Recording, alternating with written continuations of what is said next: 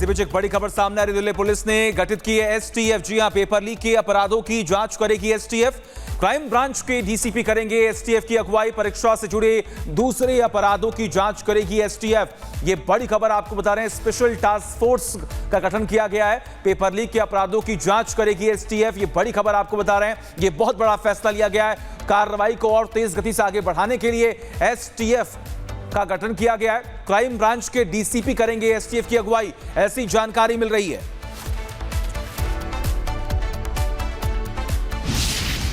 नमस्कार, आप देख रहे हैं रिपब्लिक भारत और मैं हूं आपके साथ सचिन दुबे।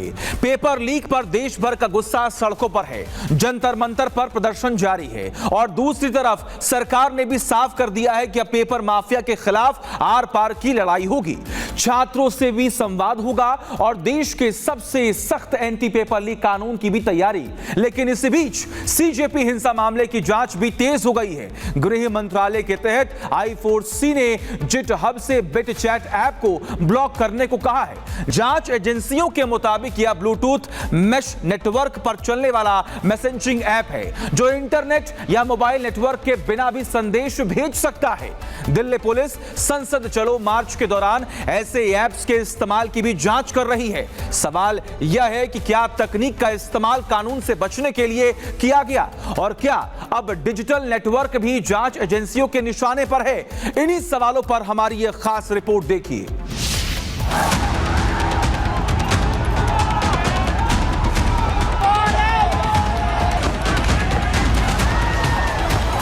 हमने उनको कहा है कि हम कल आपके साथ दोपहर बाद मिलेंगे। पेपर लीक को लेकर देश में छात्र आंदोलन लगातार तेज होता जा रहा है। दिल्ली का जंतर मंतर विरोध प्रदर्शन का सबसे बड़ा केंद्र बना हुआ है। एक तरफ छात्र और कई संगठन अपनी मांगों को लेकर डटे हैं, तो दूसरी तरफ सरकार ने साफ कर दिया कि छात्रों के भविष्य से खिलवाड़ करने वालों को किसी कीमत पर नहीं बख्शा जाएगा। सरकार अब परीक्षा प्रणाली में बड़ा बदलाव करने और पेपर लीक सिंडिकेट पर निर्णायक प्रहार की तैयारी में है। सरकार ने परीक्षा प्रणाली में सुधार और पेपर लीक करने वालों पर नकेल कसने के लिए एक बेहद सख्त ब्लूप्रिंट तैयार कर लिया है। सरकार ने साफ कर दिया है कि छात्रों के भविष्य के साथ कोई समझौता नहीं किया जाएगा। पेपर लीक कानून को लेकर मोदी कैबिनेट की एक अहम बैठक हुई, जिसमें मौजूदा परीक्षा अधिनियम में बड़े संशोधन की तैयारी की गई। सरकार का मकसद एक ऐसा तंत्र बनाना है जिससे भविष्य में किसी भी परीक्षा पर सवाल ना उठे। इसी के तहत मोदी कैबिनेट में संशोधन विधेयक को मंजूरी मिली है। नए कानून में 10 करोड़ का जुर्माना, 10 साल की सजा, फास्ट ट्रैक कोर्ट में 3 महीने में फैसला होगा। नियमों को बदलकर और अधिक सख्त बनाया जा रहा है। दोषियों को कड़ी सजा देने की तैयारी है। पेपर लीक और नकल विरोधी कानून और सख्त होगा। सिर्फ परीक्षा को लेकर ही सख्त कानून नहीं बनाए जा रहे, बल्कि सड़कों पर चल रहे भारी विरोध के बीच समाधान निकालने की दिशा में एक अहम राजनीतिक पहल भी हुई। सरकार और विरोध कर रही सीजेपी के बीच एक महत्वपूर्ण बैठक आयोजित की गई। इस बैठक में सीजेपी की तरह से सौरभ दास और आशुतोष रांका मौजूद रहे। नड्डा जी और उनके साथ जो मिनिस्टर जितेंद्र सिंह जी, दैनिक सवेरा भाई साहब, हमारे जो 3 मेन डिमांड है वो रखे। धर्मेंद्र प्रधान जी का इस्तीफा जो नॉन नेगोशिएबल है, जो हमारी मेन डिमांड है 3, उनमें से 2 डिमांड कॉम्पनसेशन और एफआईआर का विड्रॉल और सॉवरेन गारंटी, उससे सरकार पॉजिटिव है। तो सीजेपी ने सरकार के सामने 3 मांगे रखी। पहला, शिक्षा मंत्री धर्मेंद्र प्रधान का इस्तीफा। दूसरा, मृतक छात्रों के परिजनों को 1 करोड़ का मुआवजा। तीसरा, छात्रों के ऊपर से मुकदमे हटाए जाएं। सरकार ने सीजेपी की 2 मांगे तो मान ली, लेकिन सीजेपी को धर्मेंद्र प्रधान का इस्तीफा ही चाहिए।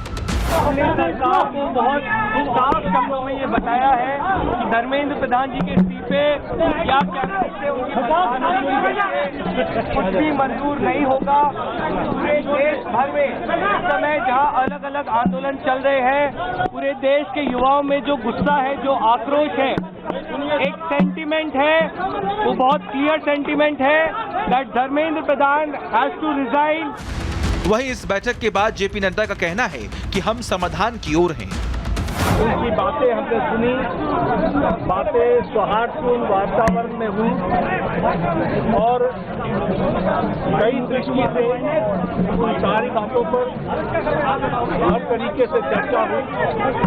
उनकी मुख्य मुख्यतः 3 डिमांड थी और 5 सुधार के दृष्टि से परीक्षा में सुझाव हुए।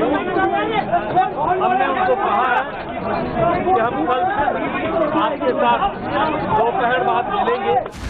बहरहाल सरकार ने इस पूरे मामले पर कल तक का वक्त लिया है। सरकार अब पेपर लीक मामले में पूरे सिंडिकेट पर निर्णायक प्रहार करने के मूड में है। शुक्रवार को संसद में पीएम मोदी की अध्यक्षता में कैबिनेट की बैठक हुई। बिल को 27 जुलाई को संसद में पेश किया जा सकता है। केंद्रीय संसदीय कार्य मंत्री किरेन रिजिजू ने कहा कि सरकार सोमवार को छात्रों से जुड़ा बिल पेश करेगी। प्रधानमंत्री का कहना है कि इसमें कोई देरी नहीं होनी चाहिए।